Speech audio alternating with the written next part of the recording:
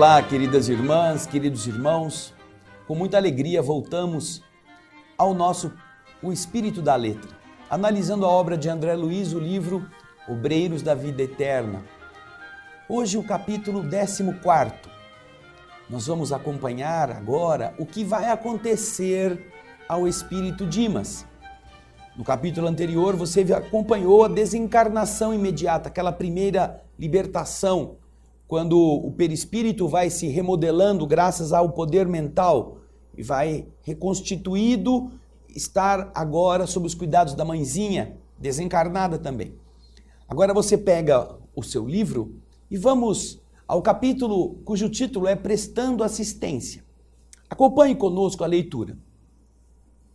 Diz André Luiz: meus companheiros de missão pareciam menos interessados em seguir o caso de Dimas durante a noite, inclusive o assistente Jerônimo, que procurava reservar-se para que no dia seguinte os esforços pudessem ser continuados.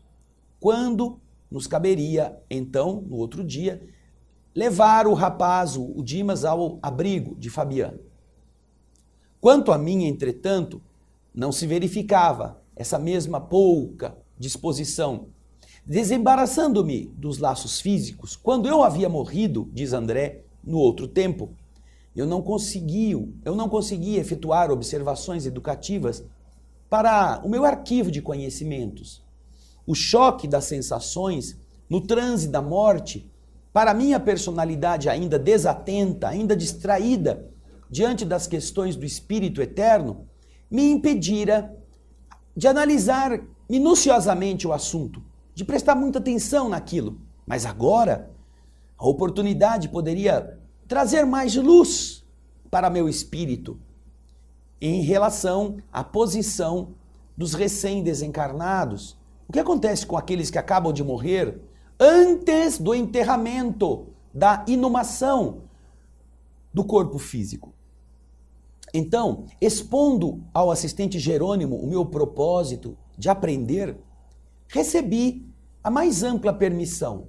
Poderia visitar a residência de Dimas à vontade, lá permanecendo durante as horas que eu quisesse. A concordância de Jerônimo me enchia de prazer, não só pela ocasião, pela oportunidade de me enriquecer na esfera prática, mas também porque o fato em si era bastante expressivo. Pela primeira vez, um companheiro de trabalho com autoridade suficiente, que era o caso do Jerônimo, estava de acordo com o meu desejo de um humílimo, um simples operário. O consentimento que me deu representava a preciosa conquista. Constituía aquela liberdade para me instruir com a responsabilidade de minha consciência e a confiança dos meus superiores hierárquicos.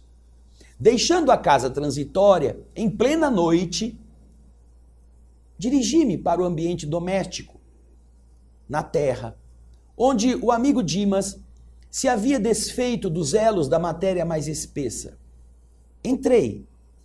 A casa enchia-se de amigos e simpatizantes, encarnados e desencarnados. Não havia qualquer serviço de defesa vibratória. Notei que havia trânsito livre pelos grupos de variadas procedências. Em um canto recuado, ainda preso às vísceras inertes do corpo físico, pelo cordão fluídico prateado, permanecia Dimas no colo da mãe, ao lado de dois amigos que, cuidadosos, o assistiam.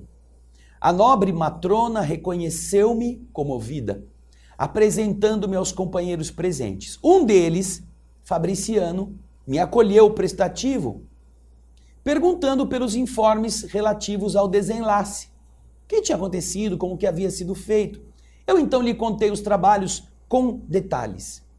Em seguida, Fabriciano passou a explicar-me, ou a explicar-se.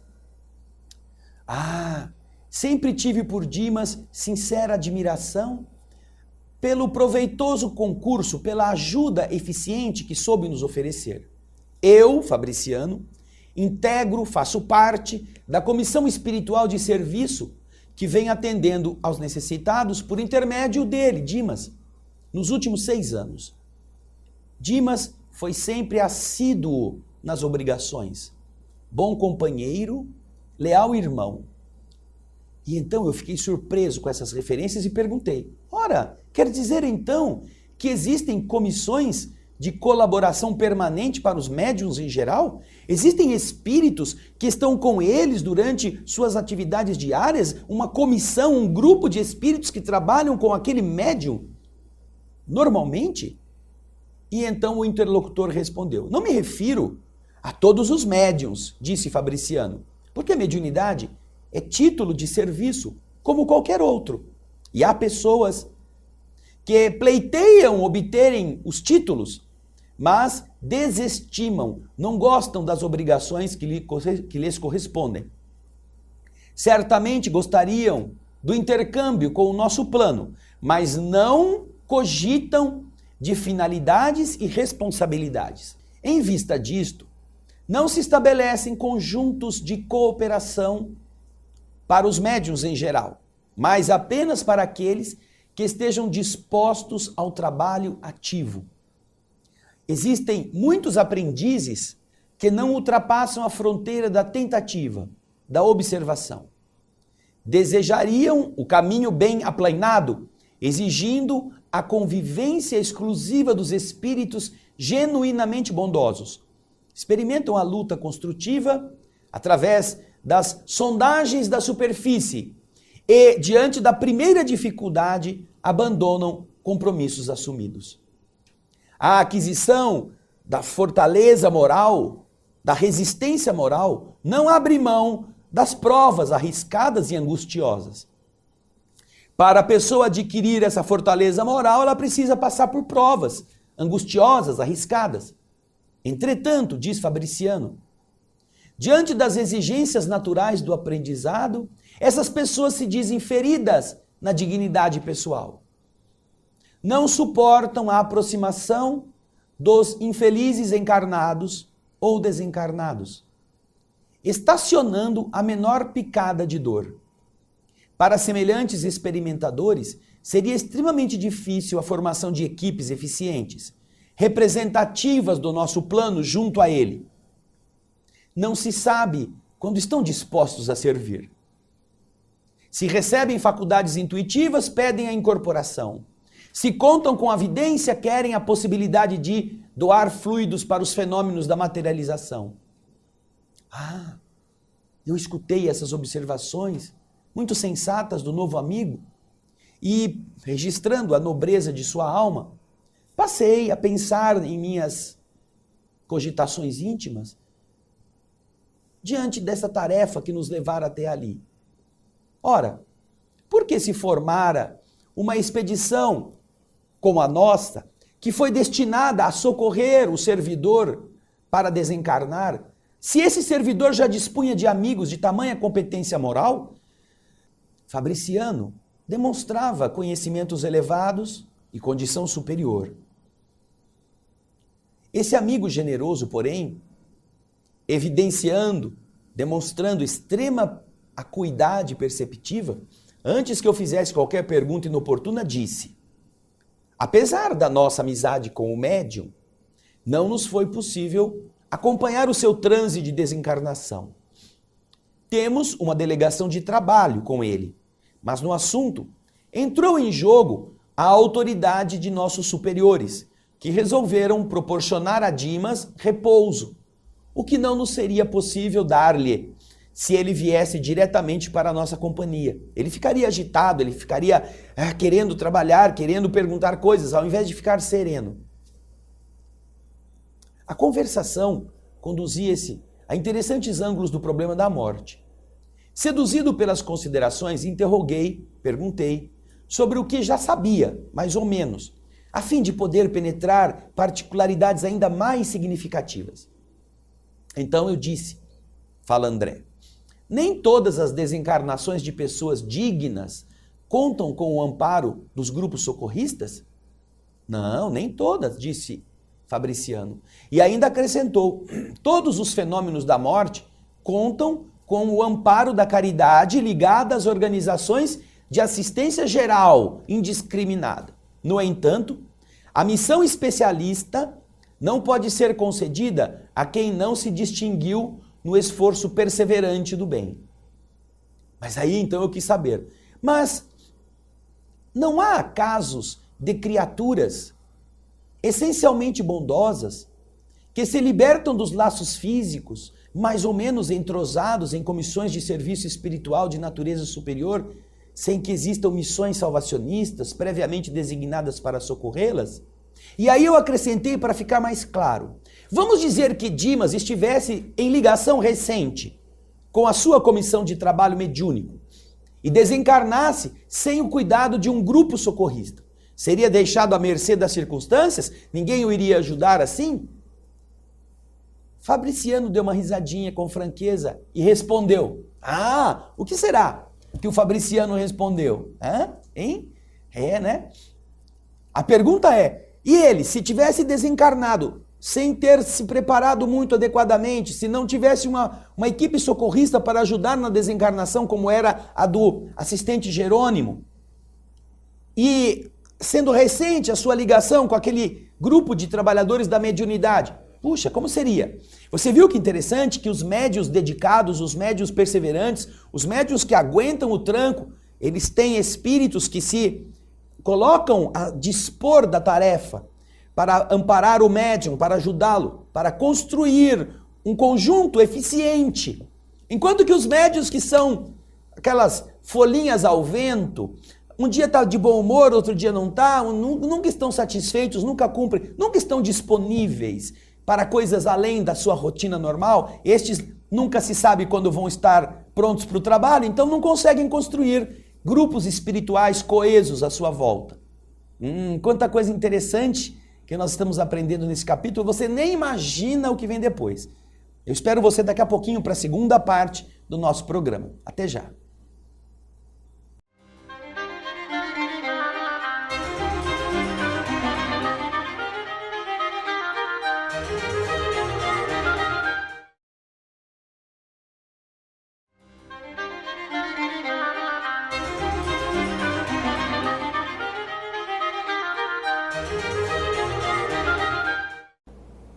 Olá, estamos de volta com o capítulo 14 do livro Obreiros da Vida Eterna, prestando assistência.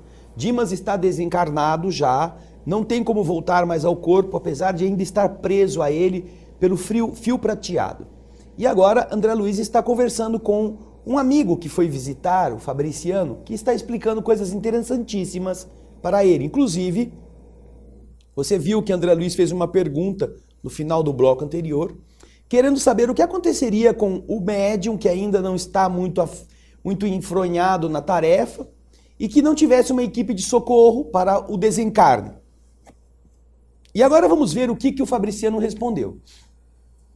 Disse o Fabriciano, acompanhe no texto, olha, isso poderia acontecer. Nós já temos precedentes, já aconteceu antes. De maneira geral, ocorrem estes casos com os trabalhadores aflitos por conseguir, de qualquer modo, a desencarnação, alegando, invocando necessidades de repouso. Muitas vezes, no fundo, são criaturas bondosas, mas menos lógicas e pouco inteligentes.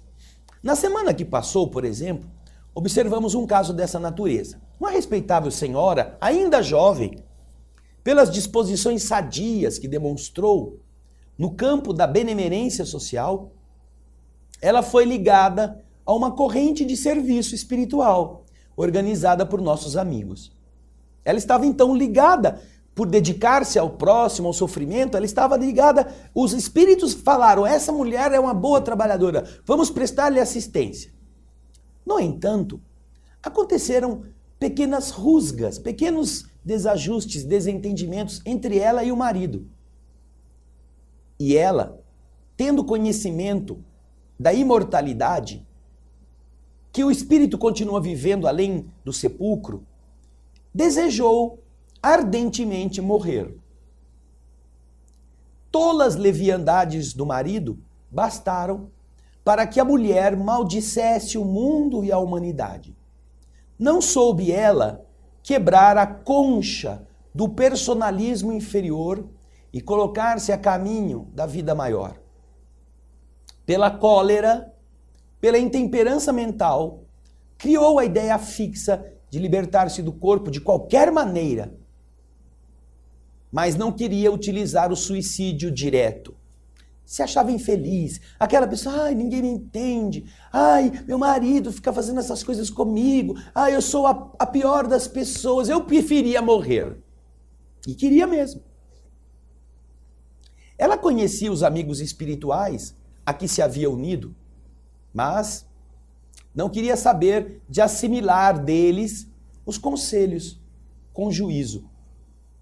Repelia as advertências fraternas que faziam para só aceitar as palavras de consolação que lhe eram agradáveis diante das advertências salutares que lhe endereçavam. Só era aquele tipo de doente seletivo, só aceita o remédio que é gostoso.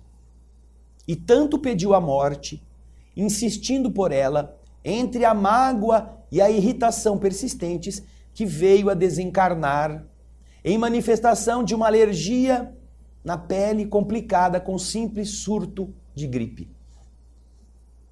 Tratava-se de verdadeiro suicídio inconsciente. Mas a senhora, no fundo, era extraordinariamente caridosa e ingênua. Não se recebeu qualquer autorização para conceder-lhe descanso, e muito menos auxílio especial. Os benfeitores de nossa esfera, apesar de eficiente intercessão em benefício da infeliz, somente puderam afastá-la das vísceras cadavéricas há 2 dias, em condições impressionantes e tristes. Não havendo qualquer determinação de assistência em particular, especial, por parte das autoridades superiores. E porque não seria aconselhável entregá-la ao sabor da própria sorte, em face das suas virtudes potenciais que ela portava, o diretor da comissão de serviço, a que ela se filiara imprevidentemente, recolheu-a por espírito de compaixão em plena luta. E ela foi, de roldão, de imediato, a trabalhar por aí ativamente, em condições muito mais sérias e mais complicadas do que ela tinha antes. Nada de descanso, nada de repouso, nada de reequilíbrio. Ah, você fez o que você quis, agora você vai ter que reparar o mal e vai ter que trabalhar ainda mais. Nossa, a explicação me atingira profundamente. Ele me informou sobre aquilo que eu desejava. A lei divina, de fato, perfeita em seus fundamentos, é igualmente harmoniosa em suas aplicações. Fabriciano, apresentando um belo sorriso, acrescentou: não frutifica a paz legítima sem a semeadura necessária. Alguém, para gozar de descanso, precisa antes de tudo merecê-lo. As almas inquietas entregam-se facilmente ao desespero, gerando causas de sofrimento cruel. Logo após, observando o recém-desencarnado, como a demonstrar que deveríamos centralizar todo o interesse da hora no bem-estar de Dimas, acariciando a sua fronte, Fabriciano afirmou: nosso amigo repousa agora, passada a tormenta das provas incessantes. Está enfraquecido o pobrezinho. A sua sensibilidade, a sua mediunidade posta a serviço da obrigação bem cumprida, castigou a sua alma até o fim. Todavia, plantou a fé, a serenidade, o otimismo e a alegria em milhares de corações, estabelecendo sólidas causas de felicidade futura. Por enquanto, permanecerá assim nessa posição de uma ave frágil, incapaz de voar longe do ninho. Mas aí a mãe, que estava ouvindo a conversa, disse: mas felizmente ele vem melhorando de modo visível. Os resíduos que o ligam ao cadáver estão quase extintos. Olhou em volta na modesta residência e acrescentou: se fosse possível receber maior cooperação dos amigos encarnados, seria para ele muito mais fácil o restabelecimento total. No entanto, cada vez que os parentes se debruçam em pranto, em choro de desespero sobre os seus despojos no caixão, ele é chamado a voltar ao cadáver, com prejuízo para o seu reequilíbrio mais rápido. Lamentavelmente, disse Fabriciano, nossos irmãos encarnados não possuem a chave desses conhecimentos para organizar uma ação adequada a esta hora. Eles não sabem o que estão fazendo. E a mãe disse, em vista disto, eu insisto para que Dimas durma. Embora o sono, que poderia ser calmo e doce, esteja povoado de pesadelos.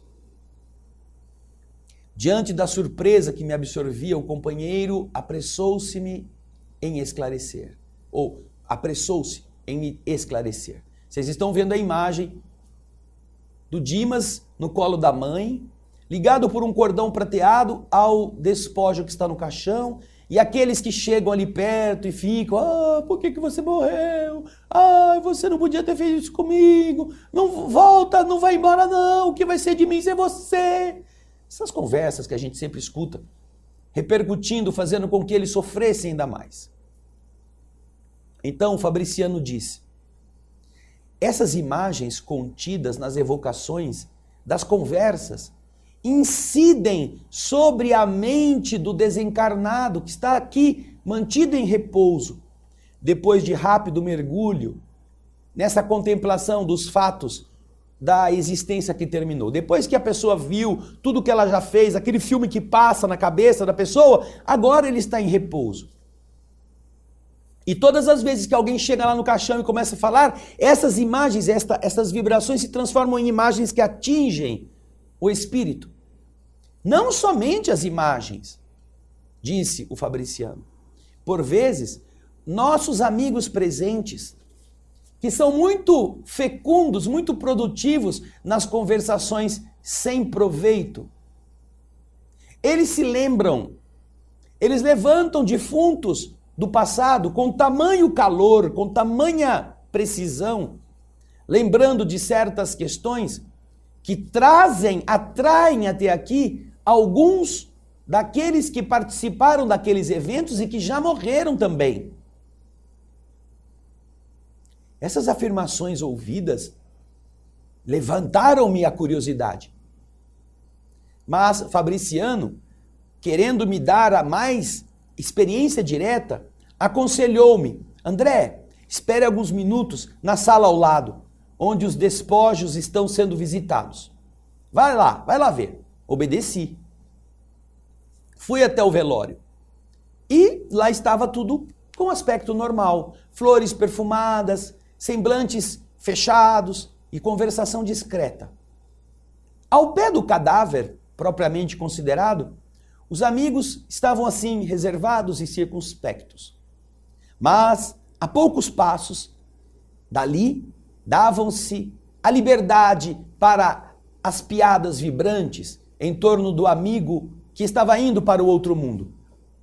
Pequenas e grandes ocorrências da vida do morto eram lembradas com graça e vivacidade. Aproximei-me da roda compacta em que se falava a respeito dele. Certo rapaz dirigiu-se a cavalheiro muito idoso perguntando, Coronel, recebeu a conta?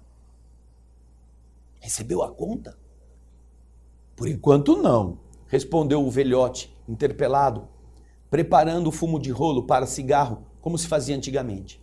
Mas não me preocupo pela demora. Dimas foi sempre bom camarada e os filhos não esquecerão o compromisso do pai. Questão de tempo. Interessado em ressaltar as qualidades distintas do falecido e revelando suas boas disposições de historiador municipal, prosseguiu. Dimas era um homem interessante e excepcional.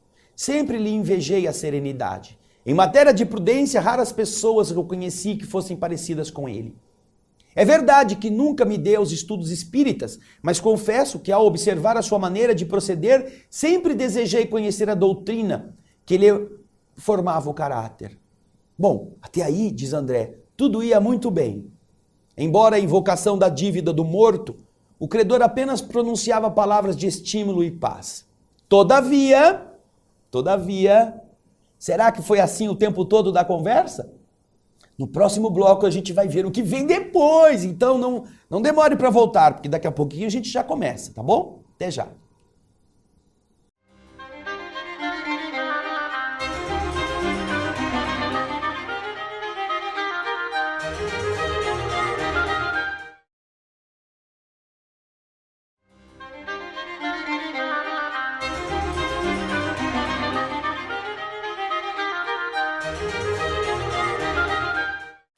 Eu não falei que era rápido?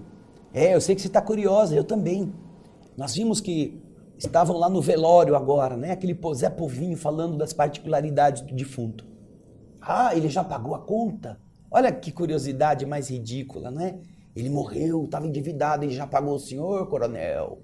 Aí o coronel, não, mas ele vai pagar, a família dele é muito honesta. Aliás, eu não era espírita, mas admirava tanto ele que eu tinha até vontade de conhecer o espiritismo por causa dos bons exemplos. Vamos ver como continua. André Luiz fala assim: até aí a conversa ia muito bem.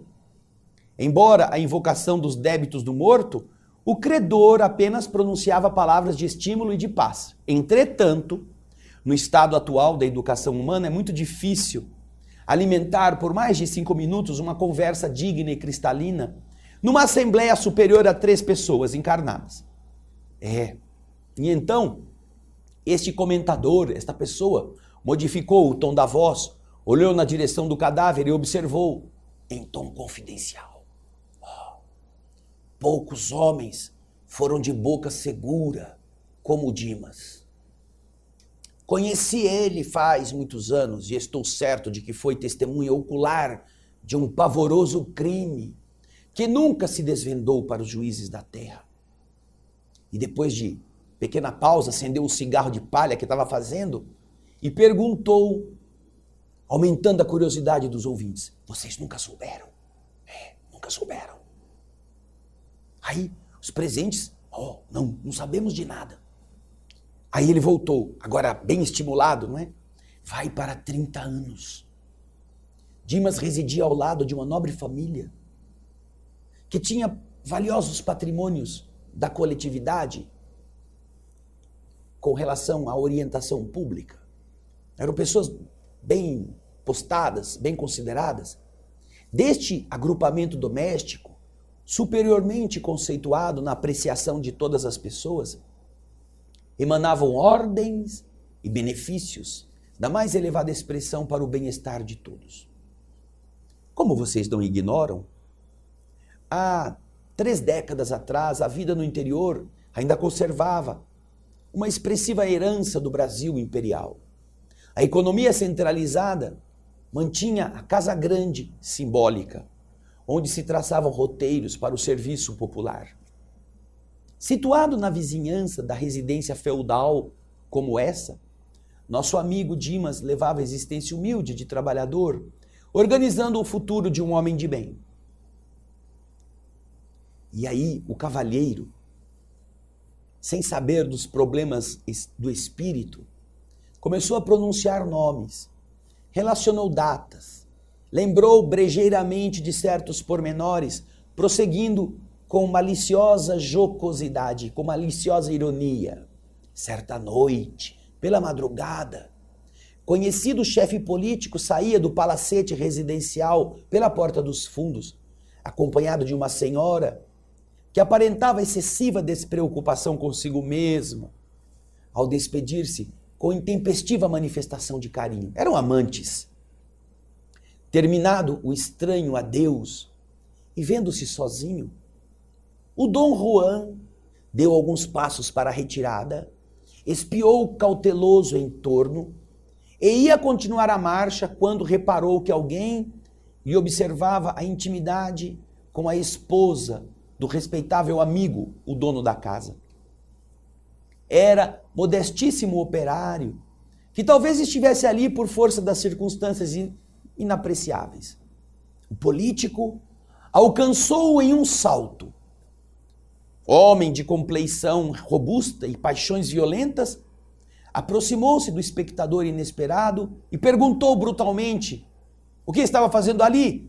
Ao que o mísero respondeu humilde: doutor, não estou espreitando, eu lhe juro.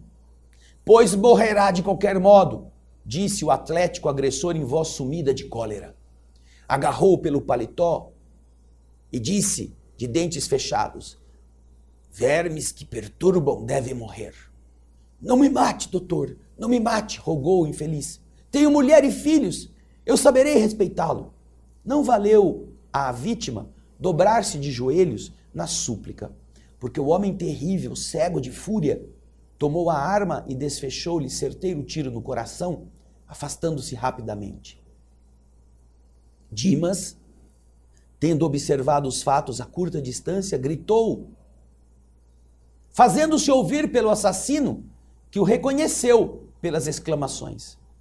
Em seguida, correu para amparar o ferido, que, entretanto, nem chegou a gemer. Tendo se aproximado do assassinado, quando outras pessoas em roupas brancas acorriam igualmente à pressa para verificar o ocorrido, manteve-se em silêncio, manteve-se a cavaleiro de qualquer atitude suspeitosa. No entanto, chamado a esclarecimento pelas autoridades, ele, que tudo sabia, nada revelou. Protegeu o morto nos funerais. Dispensou a ele extremos cuidados, extensivos à sua família. Portou-se como cristão fiel, esquivando-se, contudo, ao fornecimento de quaisquer indícios para que o criminoso fosse capturado, alegando desconhecer qualquer minúcia dos fatos que deram motivo ao acontecimento. E o caso policial foi encerrado na suposição de latrocínio, roubo seguido de morte. A única testemunha, que era ele, considerava preferível o silêncio ao escândalo que traria enormes dissidências domésticas e sociais. O narrador que contava essa história olhava o defunto e acrescentava: boca segura, não conheci homem mais discreto. Certo ouvinte brejeiro ali, meio irresponsável, perguntou: mas, coronel, como veio a saber das particularidades se Dimas não chegou a falar nada para ninguém? Como é que o senhor soube? E então o perguntado fez um gesto de franca satisfação. Que bom que você me perguntou. E disse: vantagem da boa amizade com os sacerdotes. Meu velho amigo, o padre F., que Deus o guarde, contou-me o fato sumamente impressionado. Ele havia ouvido a confissão do assassino antes da morte e obteve todos os pormenores da obscura ocorrência. O homicida, cuidadoso, aquele político, cuidadoso na exposição das faltas, não se esqueceu de nomear Dimas ao vigário como a exclusiva testemunha do pecado mortal que ele cometera. O padre, contudo, excelente amigo, cheio de experiência do mundo, não trouxe o caso a público. As pessoas envolvidas no drama deixaram descendência distinta e seria crueldade relembrar acontecimento tão triste. O narrador então estampou curiosa expressão no rosto e terminou apagando o cigarro. Tudo passa. Morreram a vítima, a adúltera, o assassino, o confessor e agora a testemunha.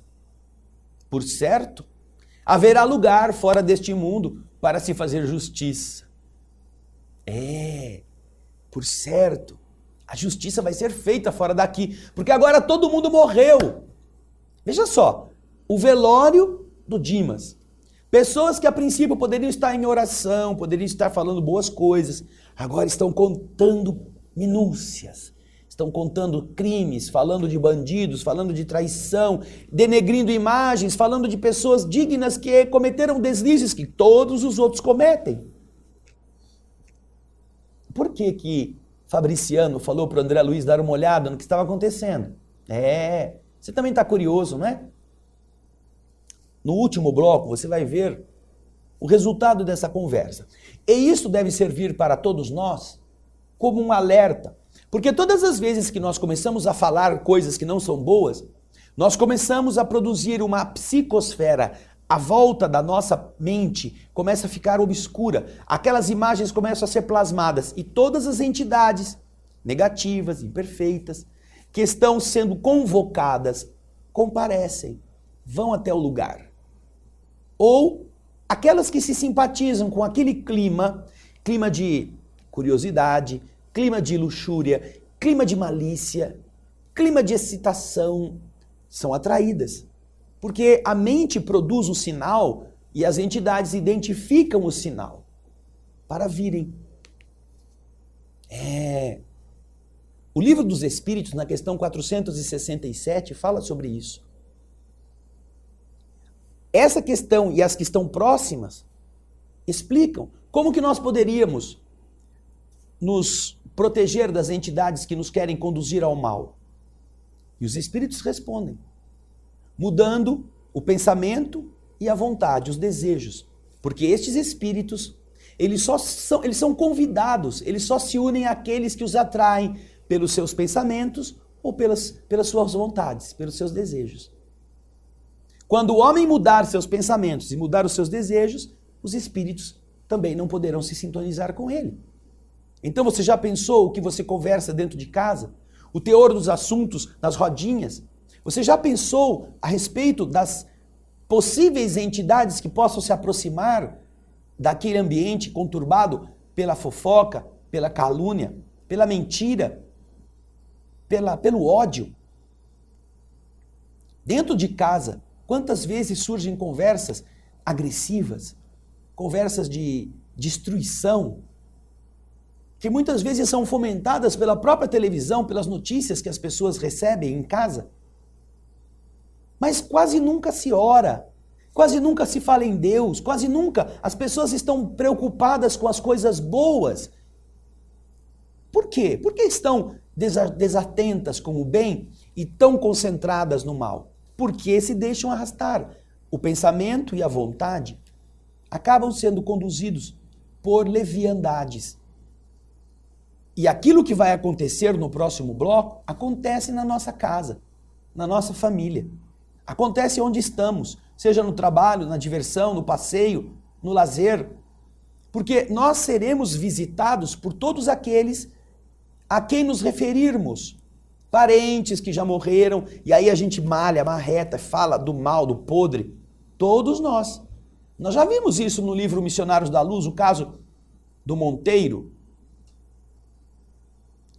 Na verdade é o caso do Vieira, que ele falou mal de um amigo dele na noite, na hora da janta, e o espírito veio explicar para ele que não era bem assim, mas era um espírito horrível, e ele não conseguia sair do corpo na hora de dormir, tinha um pesadelo terrível, o Vieira. Está lá no livro Missionários da Luz. Nós já estudamos isso aqui nesta obra aqui, que estamos, o Espírito da Letra, estamos aprofundando, a obra de André Luiz.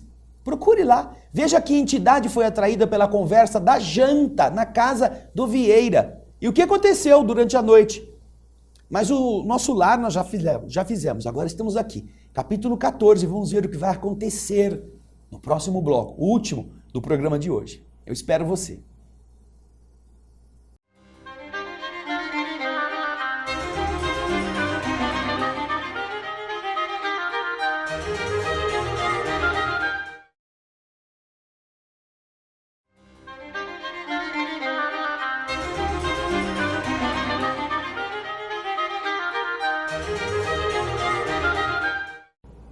Olá, estamos de volta na parte 4, no final do capítulo 14, prestando assistência.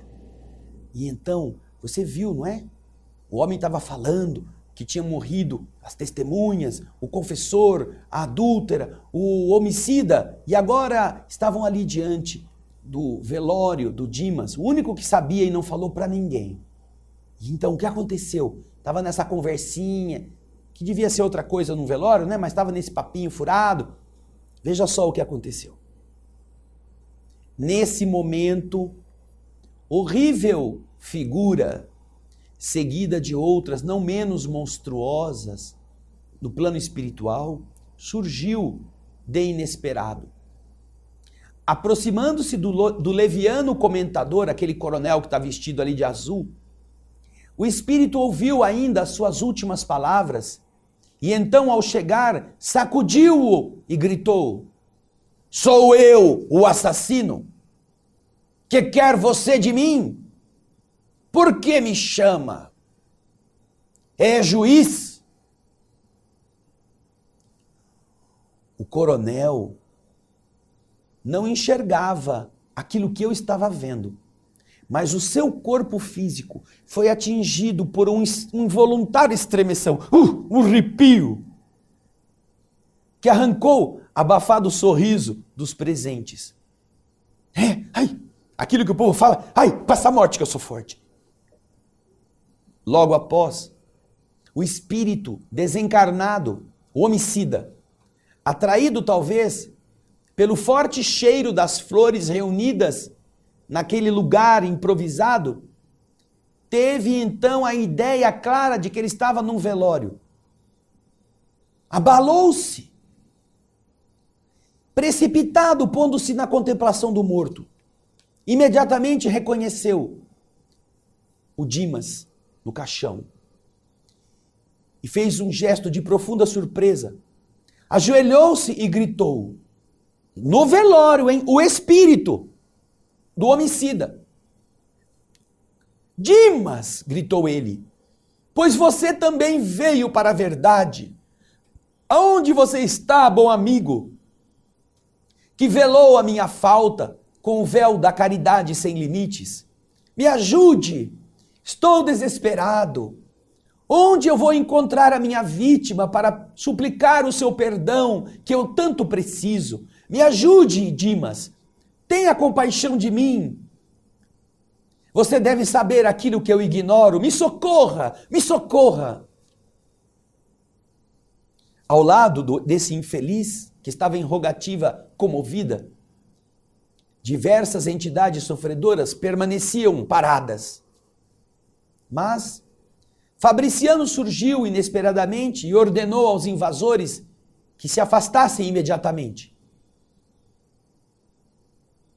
Produzida então a limpeza daquele ambiente, o novo amigo dirigiu-se a mim, Fabriciano, dizendo: garanto que este grupo entrou nesta casa por invocação direta.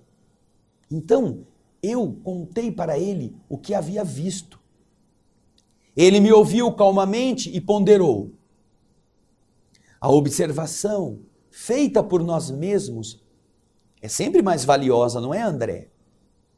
Dimas, apesar de dedicado à causa do bem e forçado a grande esforço de cooperação na obra coletiva, descuidou-se de incentivar a prática metódica da oração em família, no santuário doméstico.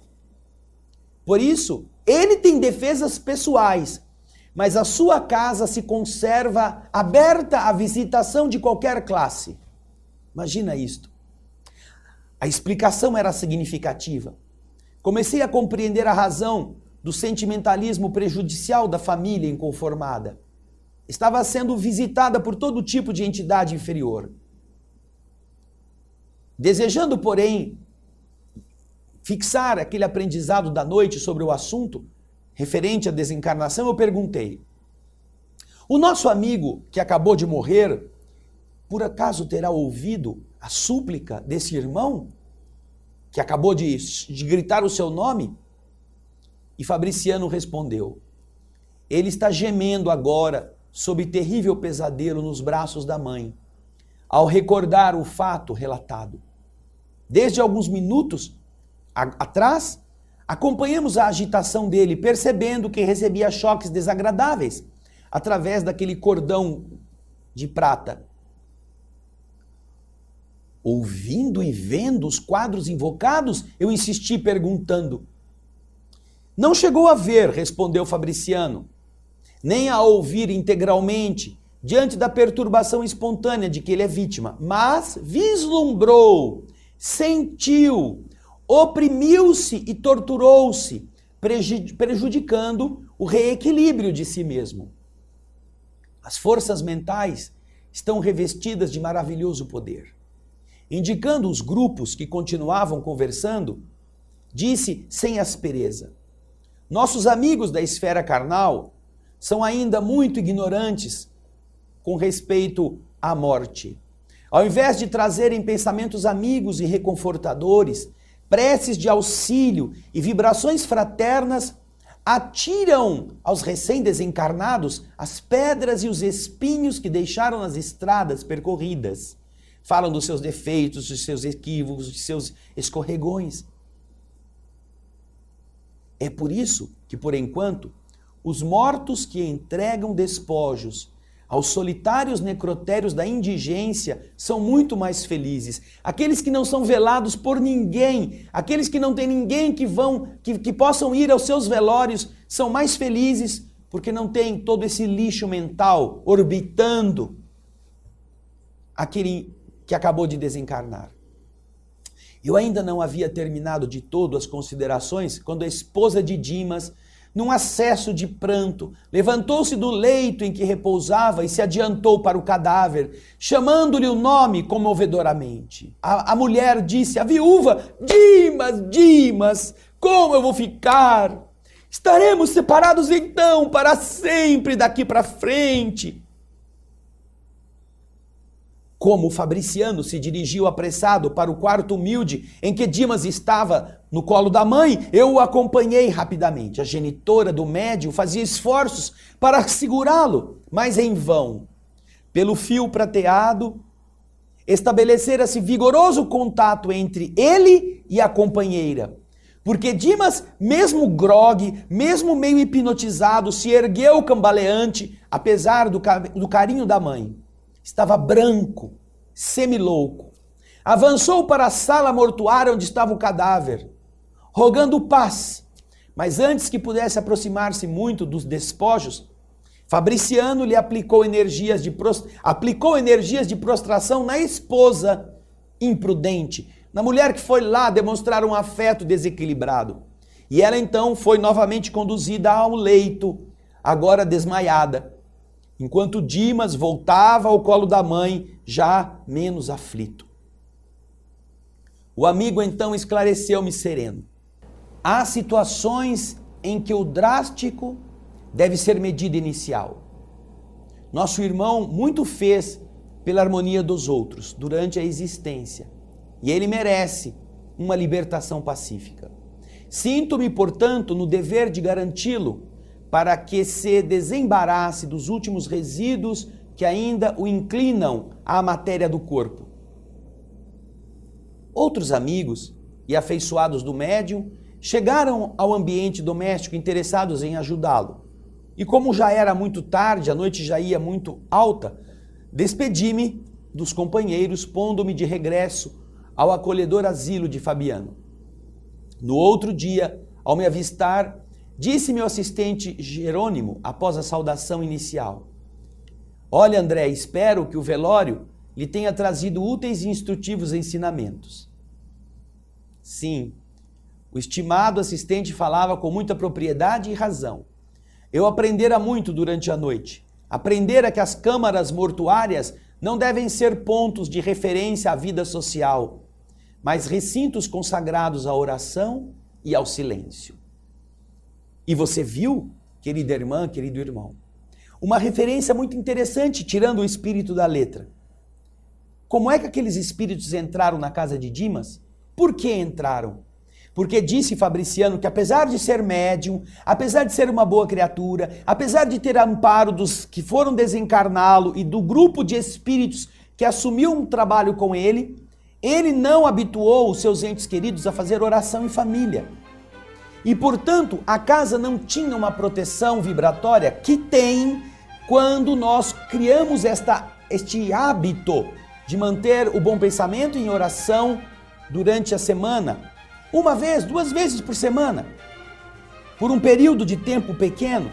Quando a família se reúne em orações, estas vibrações abarcam o ambiente da família. E aí não é qualquer espírito que entra. É necessário passar daquela vibração, daquela barreira com o mesmo padrão elevado. Portanto, os que são espíritos perturbadores não conseguem vencer este limite. E é o que não acontecia na casa de Dimas. Entrava quem quisesse, porque não havia defesa vibratória que a oração em família produz. O Dimas tinha a sua proteção porque ele era médium. E era um médium generoso, trabalhador, eficiente, devotado. Não é porque só é ser médium já basta, não.